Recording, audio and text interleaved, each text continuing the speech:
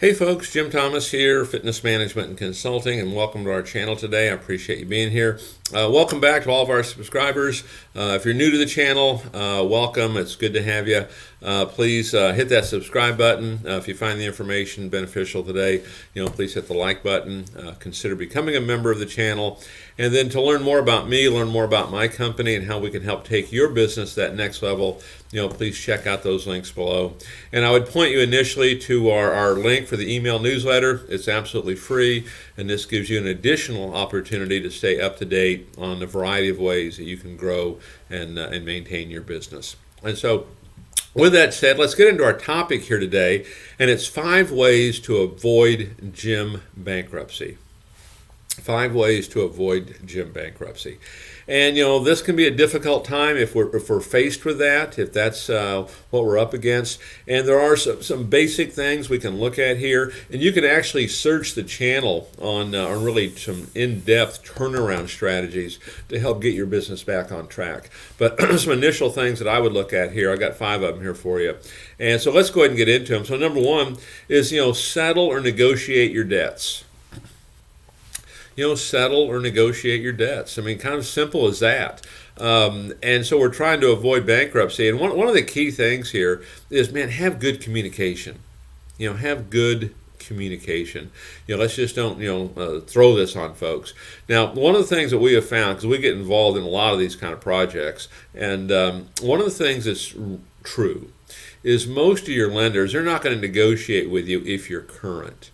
And I know I get into a lot of situations where clubs are just on the verge of going out of business, and we'll start talking about things, and they're trying to be honorable, okay, and do the right thing, and they're trying everything they can to keep payments current, and they can't seem to understand why no one will negotiate with them.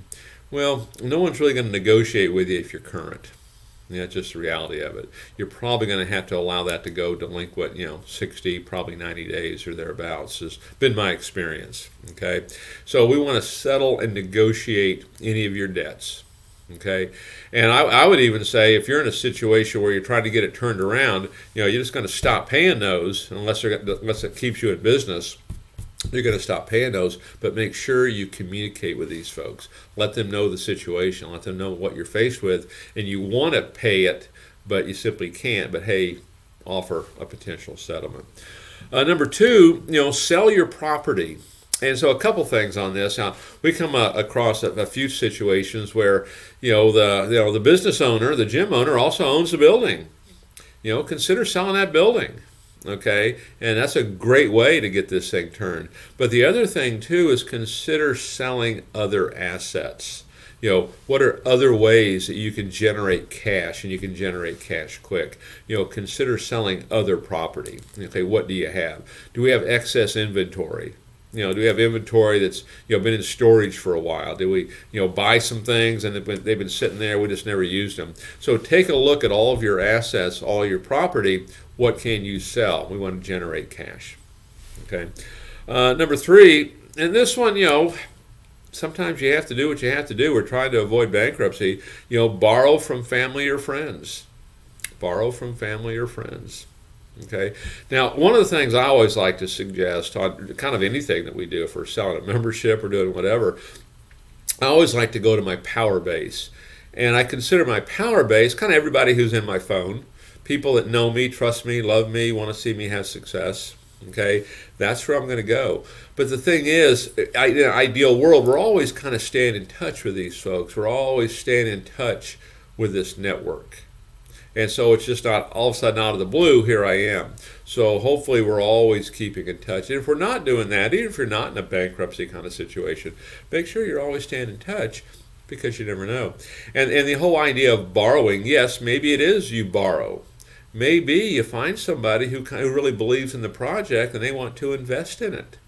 Okay, maybe they want to loan money into it. So there's a lot of good things that can kind of come from something like that. And I would even suggest, when you're doing something like that, have your kind of a new version of your business plan in place. Have an understanding of what got you in this situation. What's the plan to get out of it? Because anyone who's going to fund money into it is probably going to ask those kind of questions.